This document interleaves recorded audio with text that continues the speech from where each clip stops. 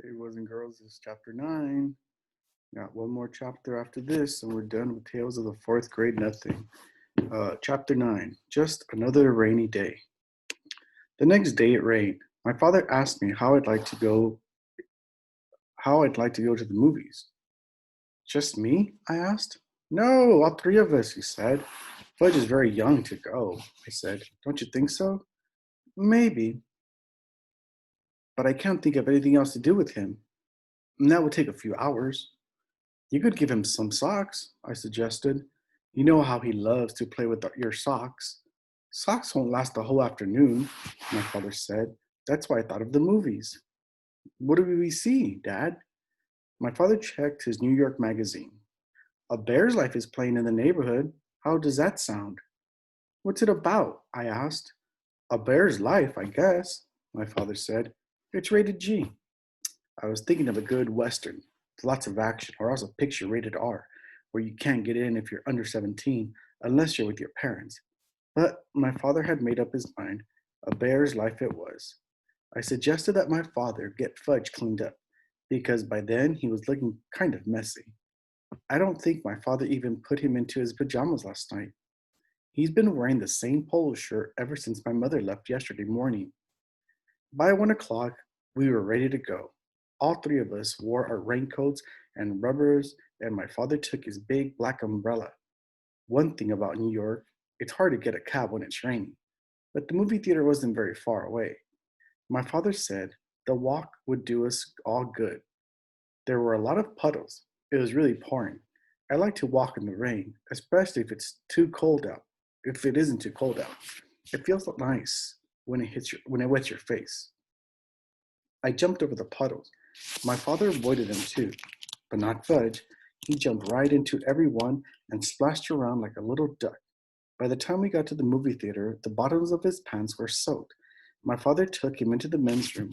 He stuffed a bunch of paper towels up each pant leg so Fudge wouldn't have to sit around wet. At first, Fudge complained, but when my father bought him a big box of popcorn, he forgot about his stuffed pants. Right after we got settled in our seats, a big boy sat down in front of Fudge, so we had to change seats with my father. Now he was on the aisle, I was in the middle, and my father was on my other side.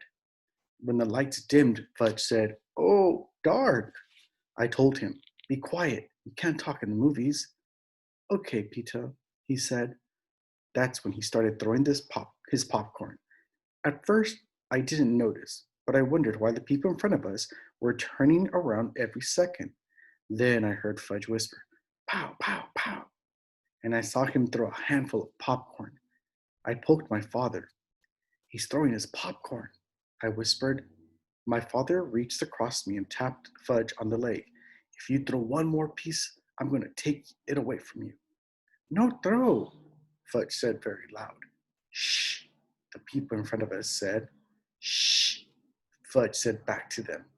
"You see," I told my father, "he's too young for the movies. He doesn't understand." But from that moment, the first bear came. But from the moment the first bear came on the screen, Fudge sat still and watched. And after a while, I forgot all about him and concentrated on the movie. It was much better than I thought it would be.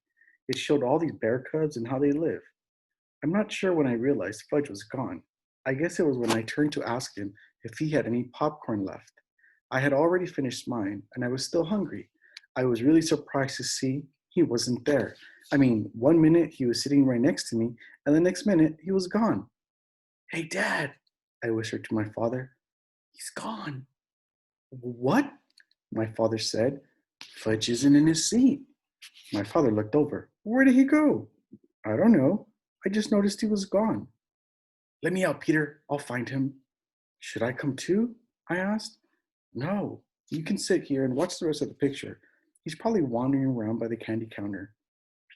I stood up to let my father out. I wondered what my mother would think if she knew Fudge was lost in the movies. A few minutes later, the picture stopped right in the middle of the scene. The soundtrack trailed off like a broken record. All the lights came on. The audience let out a groan. Some kids called, "Boo! Boo!" Then my father and two ushers and a man in a suit came over to me. He was sitting right here. my father told him, pointing to the empty seat on the aisle. Well, the man in the suit said, we've checked the restrooms and the office. He's not behind the counter. We'll have to search the theater. He cupped his hands around his mouth and shouted, Ladies and gentlemen, may I have your attention, please? We'll continue with our film in one moment. But first, we have to find a 3-year-old boy answering to the name of Fudge. Some people laughed when the man said his name. I guess Fudge does sound funny if you're not used to it. I thought, maybe he's been kidnapped. Would my mother be mad? That crazy kid. You can't even take him to the movies. Then I thought, who'd want to kidnap him anyway? What should I do, Dad? I asked. Why don't you walk up and down this aisle and call him, Peter? Okay, I said. Here, Fudge, I called, starting down my aisle. I sounded like I was calling a dog. Come on out, Fudge. When I got down to the first row and called, Here, Fudge, he popped out at he popped out at me. He scared me, so I yelled, Oh, hi, Peter, he said. Hey, I found him, I called. I found him. I found him. Here he is. Then I turned to my brother. You dope. What are you doing way down here? And why are you sitting on the floor? Wanted to touch the bears, Fudge said. But bears are all gone. He spread out his arms and said, All gone again. My father and the ushers and the man in the suit ran to us. Fudge, my father said, scooping him up. Are you all right? He wanted to pet the bears, I said. Can you beat that? Well, I guess we can continue with the picture now, the man in the suit said. He cupped his hands around his mouth again. Thank you, ladies and gentlemen. Our young man has been found safe and sound. Now we return to the conclusion of A Bear's Life. My father carried Fudge back to our seats. He held him on his lap for the rest of the show. I guess he wasn't taking any more chances. Later, when we got home, my father explained to Fudge that movies are like TV. It's just a picture. There's nothing to touch. Fudge listened, but I don't know whether he believed my father. I had the feeling he still thought those bears were in the theater somewhere. I made up my mind, and I would never take my little brother to the movies. Never. At least not until he was 9 or 10. My father said he was going to cook us something special for dinner to celebrate finding Fudge in the movies. I thought that was really strange because, as far as I know, my father can't cook anything. He doesn't even know where my mother keeps the peanut butter, the dishes, or the pots and the pans. Lucky for him, I was there to show him. What are you going to cook, Dad? A super duper omelet, he said. Omelet? I'm not sure me and Fudge like omelets. You'll like this one, my father said, humming as he gathered his ingredients together. Give me a big frying pan, Peter. Okay, I said. I gave it to him. He melted some butter in it. What's going in the super duper omelet? I asked while Fudge sat on the floor, banging 2 pot covers together. Well, the eggs, of course, my father said.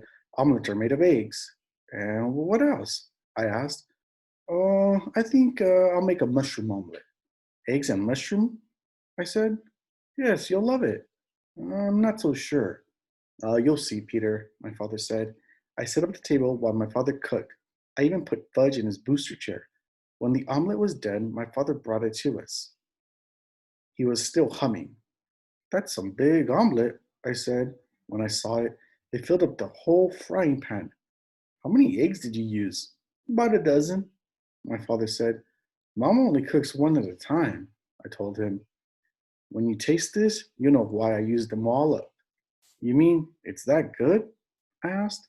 Go on, my father said as he served me. Taste it. I took a bite. It was awful. The worst thing I ever ate in my life. But my father was standing there grinning at me. I didn't want to hurt his feelings. Well, he said, it's nice, I told him, swallowing a chunk whole. I washed it down with a glass of milk. See, your mother ought to experiment more. Then you'd learn to eat a lot more different things. I don't think Mom ever made me a mushroom omelet, I said. My father put some on Fudge's plate. Then he served himself. Fudge shoved a lot into his mouth at once. I waited, figuring he'd choke on it. Instead, he said, "Oh, good." My father beamed. Fudge wasn't smart enough to fool my father, so he must have really liked it. But a kid that can eat flowers and swallow teeth wouldn't know much about omelets anyway. Then my father sat down and tasted his super duper concoction. He not only choked on it, he spit it out. "Oh no," he said. "This is awful. Something went wrong. Maybe the eggs are rotten." "Mom just bought them on Thursday," I said. "Maybe it's the mushrooms then," my father said. "Maybe it's how you cooked it," I suggested. My father jumped up from the table and threw the mushroom omelet into the garbage. Fudge started to cry. "Want more? More!" "No," my father told him. "It wasn't any good." Fudge screamed, "Eat it or wear it!